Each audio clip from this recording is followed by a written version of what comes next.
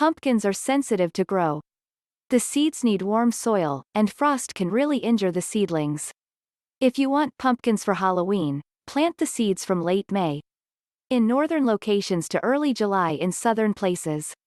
Pumpkins need a minimum of 50 to 100 square feet per hill.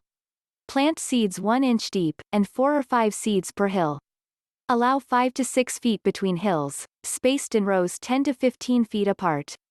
Once they have sprouted, thin each hill to the best 2 or 3 plants. Pumpkin plants need to be kept weed-free by hoeing and shallow cultivation. They do okay with short periods of hot, dry weather. You'll know when your pumpkins are ready to be harvested when they are a deep, solid orange, and the rind is hard.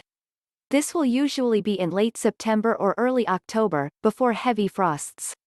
Cut the pumpkins carefully, using pruning shears or a sharp knife, and leave 3 to 4 inches of stem attached.